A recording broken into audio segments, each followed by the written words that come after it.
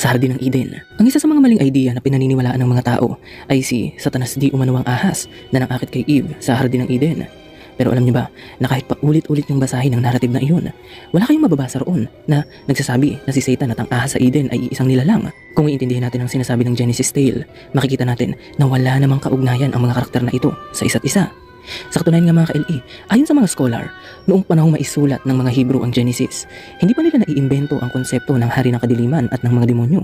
Sa madaling salita, wala talagang connection si Satan sa kwento ni Adam at Eve dahil wala pang Satan character sa Bible noong mga panahong iyon. Pero kahit na ganito, madalas pa rin gamitin ng mga tao ang imahe ng ahas bilang simbolismo ni Satanas. Sa paglipas ng panahon, nagbago ang simoy ng hangin at kasabay niyan, nagbago rin ang imahen ng interesanteng karakter na ito. Ang isa sa pinakamaagang Christian art na naglalarawan ng imahe ni Satan ay makikita natin sa Basilica of St. Apollinaire Nuovo sa Italy. Ang mosaic na ito ay nilikha noon pang 6th century CE. Ngayon mga ka-LE, sa isang bahagi ng art piece na ito, makikita natin si Jesus na inihihiwalay ang mabubuti at ang mga masasama. Dito, inirerepresenta ng mga tupa ang mga mabubuti at inirerepresenta naman ng mga kambing ang mga masasama. Ang grupo ng mga hayop na ito ay binabantayan ng mga anghel. Ang kulay pulang anghel na nasa kanan ni Jesus ay binabantayan ang mga mabubuting tupa at ang kulay asul na anghel naman na nasa kanyang kaliwa ay si Satanas na nagbabantay naman sa mga masasamang kambing. Ngayon mga ka-LE, kung mapapansin nyo, ibang-iba ang paglalarawan ng mga sinaunang Kristiyano kay Satan sa larawang ito no. Wala siyang sungay, hindi siya kulay pula, wala siyang pakpak ng paniki at wala rin siyang buntot. Parang kabaligtaran pa nga ang paglalarawan nila sa kanyang karakter. Sa halip na ilarawan si Satan bilang isang nakakatakot na nilalang, inilarawan nila ito bilang kulay asul na anghel na mayroong halo at pakpak ng ibon. Hindi ba nakakapagtaka ang bagay na ito?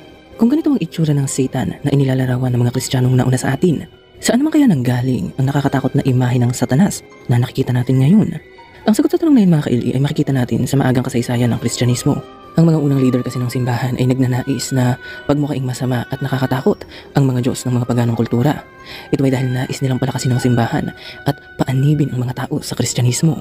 Ang isa sa mga pagan gods na nabiktima ng demonization na ito ay ang Egyptian god na si Bes. Si Bes ay sinasamba ng mga sinaunang Egyptian bilang Diyos ng pakikipagtalik, pag-iinom at pagpapakalasing, musika, at siya rin ang Diyos ng pagpapakasaya o pagpaparty.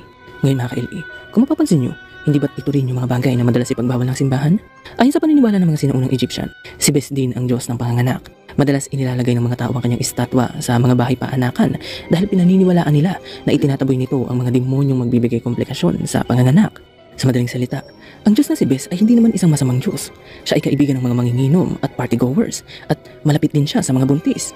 Pero ang lahat ng mga kakatuwang katangiang yan ay nabura dahil sa demonization na ginawa ng mga sinaunang Christian artist.